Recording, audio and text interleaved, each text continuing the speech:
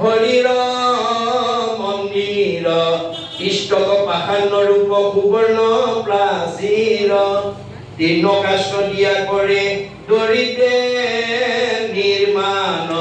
তথাপি মাৰ্জন ফল দুয়োৰে সমান পকা ঘৰ মচিলে বেছি পুণ্য হ'ব খেৰ বাঁহৰ ঘৰ মচিলে পুণ্য কম হ'ব এই ব্যৱস্থাটো বেদত নাই গতিকে নামঘৰ বা মন্দিৰ কেঁচাই হওক বা পকাই হওক তাক মচিলে আমাৰ পুণ্য অৰ্জন হয় এই কথা আমাৰ বেদত উল্লেখ আছে আৰু সেইকাৰণে বিদাত কৈছে মূল গৃহে পুষ্পবাতি কৰিবা যতন শ্ৰদ্ধা ভাৱে মূল গৃহ কৰিবা লেপন গৃহক লেপনকে মিতি কালৰ ৰেণু যত সেই কৰ্মে ভক্তি ভাৱে থাকে বৈকুণ্ঠত আমি প্ৰত্যেক দিনা যদি গুৰুগী মচি কাচি যদি পৰিষ্কাৰ কৰিব পাৰো আমাৰ আঙুলিৰ যিবোৰ চিন তাত যিমান পৰি আহিব ইমান দিন আমি বৈকুণ্ঠত নিবাস কৰিব পাৰিম আৰু এই সত্য তথ্যটো সৌখিদিনা গুৰুজনৰ দিনত আমাৰ এগৰাকী মহিয়সী নাৰীয়ে দেখুৱাই লৈ জগতলৈ অলৌকিকক লৌকিক অবাস্তৱক বাস্তৱ কৰি আদৰ্শ এৰি থৈ গৈছে কোনে ৰাধিকা সতীয়ে গুৰুজনৰ ওচৰত এই দৰ্শনটো গৈ কৈছিল কি বুলি গুৰুদেৱ মোৰ সতীত্ব গুণৰ অন্যতম বৈশিষ্ট্য হ'ল অপ্ৰাতকে উঠিয়া কৰো গৃহ কৰ্ম গণ অবাহিৰে ভিতৰে কৰো গুময় মই ৰাতিপুৱা সোনকালে উঠি ঘৰ দুৱাৰ সাৰি মুচি গুৰুগী মচি কাচি ধূপ ধূনা জ্বলাই ঈশ্বৰ উপাসনা কৰি ঘৰখন প্ৰদূষণ মুক্ত কৰি ৰাখো আৰু পুৱাৰ সৌৰ শক্তি আহৰণ কৰি মই সৃজনী শক্তি অটুট কৰি ৰাখো অৰ্থাৎ পুৱাৰ সৌৰ শক্তি যিসকল নৱদম্পতীয়ে আহৰণ কৰিব তেওঁলোকে সন্তান জন্ম দিবৰ কাৰণে চিজাইন কৰাৰ প্ৰয়োজন নহয় নৰ্মেল দিব পাৰিব যাৰ কাৰণে বিশ্ববিখ্যাত বৈজ্ঞানিক আইনষ্টাইনে কৈছে science without religion is blind religion without science is lamp অৰ্থাৎ যি বিজ্ঞানৰ ধৰ্ম নাই অন্ধ আৰু যি ধৰ্মত বিজ্ঞান নাই খুৰা ধৰ্ম আৰু বিজ্ঞান ওতঃপ্ৰোত সম্বন্ধ শংকৰদেৱে আমাক বিজ্ঞানসন্মত ধৰ্ম দি থৈ গৈছে এই তথ্যবিলাক আমি ইয়াৰ পৰা যাতে বুটলি লৈ আমাৰ উঠি অহা প্ৰজন্মক যাতে আমি মিলাই দিব পাৰোঁ এই সৎকৰ্মৰ জৰিয়তে জীৱনলৈ আমূল পৰিৱৰ্তন হ'ব দুৰ্জনো সজন হৈ দুখী ধনৱন্ত ভক্তি আমাক বেয়া মানুহ ভাল কৰি দিব দুখীয়া মানুহ ধনী কৰি দিব এয়াই হৈছে মায়াৰ প্ৰভাৱ এইটোৱে মায়াৰ প্ৰভাৱ বুলি কৈছে মাধৱৰ মায়াৰ কমনে পাৱে অন্ত অসহ্য দৰিদ্ৰ হৈ দুখী ধনৱন্ত ভগৱন্তৰ মায়াৰ বলত দুখীয়া মানুহ ধনী কৰি দিয়ে ধনী মানুহ দুখীয়া কৰি দিয়ে স্বৰ্গীয় নৰকে নৰকীয় স্বৰ্গে যায় সৰ্বকালে সুখ দুখ একো স্থানে নাই আমাৰ সুখ দুখটো স্থায়ী নহয় ই গতিশীল ই কৰ্মৰ ওপৰত নিৰ্ভৰ কৰে কৰে শুভ কৰ্ম গুণৰ ইচ্ছাই কৰ্ম ফলে জীৱে সুখ দুখ পায় আপোনালোকে চাই থাকোতে কুমুদ নগৰত হয়তো বাপেক মাকৰ দিনত একোৱেই নাছিল এতিয়া পুতেকহঁতৰ দিনত জয় জয় মই কাৰোবাক হয়তো বাপেক মাকে বহুত প্ৰপাৰ্টি দি গৈছিল পুতেকহঁতৰ দিনত বেছিখিনি আজৰি হৈছে এই যিটো পৰিৱৰ্তন এই পৰিৱৰ্তন বিলাকৰ কথা আমাক ভাগৱতে উল্লেখ কৰিছে ই কিহৰ ওপৰত নিৰ্ভৰ কৰিব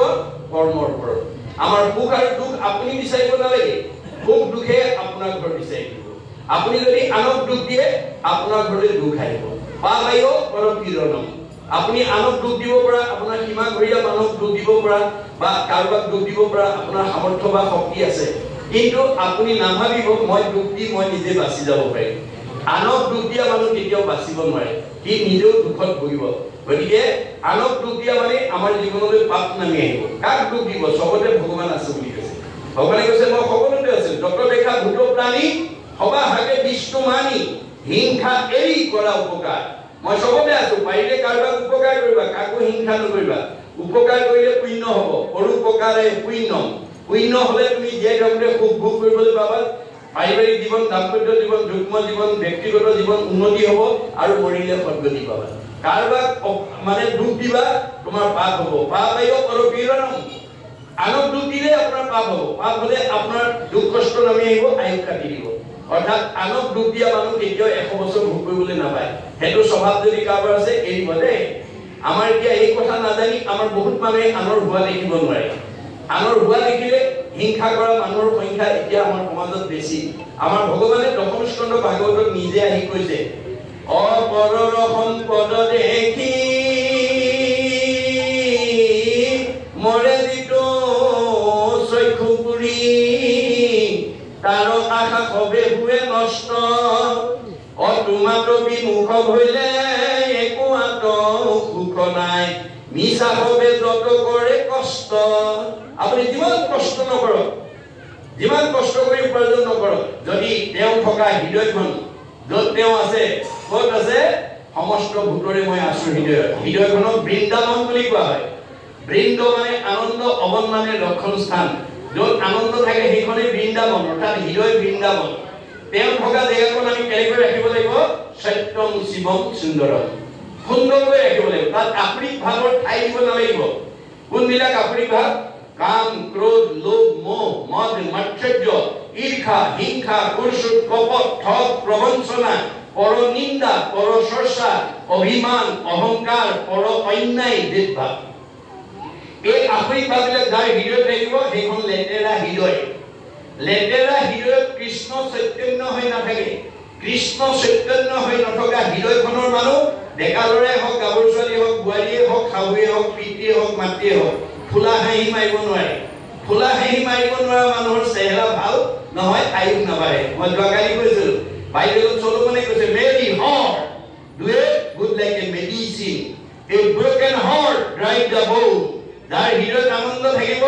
মেডিচিনৰ দৰে কাম কৰিব চেহেৰা ধুনীয়া কৰিব কমনীয়তা বঢ়াব আয়ুস বঢ়াব আৰু তাৰ হৃদয়খনত দুখ বেদনাই ভৰি থাকিব ই আৰু ঘিউ মৌ খাব হাড়লৈকে শুকাই যাব আহাৰে চেহেৰা ভাল কৰিব নোৱাৰে মনটো যদি আনন্দ ৰাখিব নোৱাৰো গতিকে মনটো আনন্দ ৰাখিবলৈ হলে আমি দৈনন্দিন ঈশ্বৰ কৃষ্ণৰ কথা ক'ব লাগিব মূৰ শুনিৰ মল কথা কহন্ত শুনন্ত যদি জানে ক'ব নাজানিলে শুনিব শ্ৰোতা নহলে বক্তা হ'ব নোৱাৰিব আনৰ ভাল কথা শুনাৰ যাৰ ধৈৰ্য নাই আনক ভাল কথা কোৱাৰ যোগ্যতা ই অৰ্জন কৰিব নোৱাৰে মোট বিলেচিত আন দেৱতা নেদন্ত অন্য দেৱতাক মনোযোগ নিদিবা কাৰণ ব্ৰহ্মা আদি কৰি জীৱ জগতৰ ৰাম ৰাম ৰাম ৰাম ৰাম মায়া সজ্জা মানে আশ্ৰয় ঘুমতি যায় আপুনি মইনো কোন সৃষ্টিকৰ্তা ব্ৰহ্মা সংঘাৰকৰ্তা শিৱ পালনকৰ্তা বিষ্ণুকে প্ৰমুখ্য কৰি ৩৩ কোটি দেৱতা ভগৱানৰ মায়াত বন্দী হৈ আছে তেওঁলোক নিজেই আন্ধাৰত আছে আন্ধাৰত থকা দেৱতাৰ আশ্ৰয় ল'লে কোনোবাই পোহৰ পাব নেকি আন্ধাৰত বহি থকা মানুহ এজনৰ কাষত কোনোবা বহিলে পোহৰ পাব নেকি নাপায় ক'ত বহিব লাগিব অৰ্জুনক কৈছে যে মাং প্ৰবদন্তে মায়া মেকান্তৰন্তিতে হে অৰ্জুন তুমি মোৰ সৃষ্ট দুখ দুৰ্গতি মায়াৰ পৰা তুমি নিজক মুক্ত কৰিবলৈ হলে মোৰ কাষত আশ্ৰয় ল'ব লাগিব মোৰ শৰণ ল'ব লাগিব মোৰ শৰণ লোৱা পৰ্যন্ত তুমি সেই দুখ দুৰ্গতিৰ পৰা মুক্ত হ'ব নোৱাৰিবা এই দৰ্শনবিলাক আমাক ভাগৱতে দি আছে এই ভাগৱতৰ দৰ্শন গতিকে আপোনালোকে কাহানিও আনক হিংসা নকৰিব সীমা ঘৰীয়া মানুহে বোলক ওচৰ চুবুৰীয়াই বোলক সমাজৰ মানুহক হিংসা নকৰিব কাৰণ কৰিব পাৰিব আমাৰ জীৱনলৈ পাপ নামি আহিব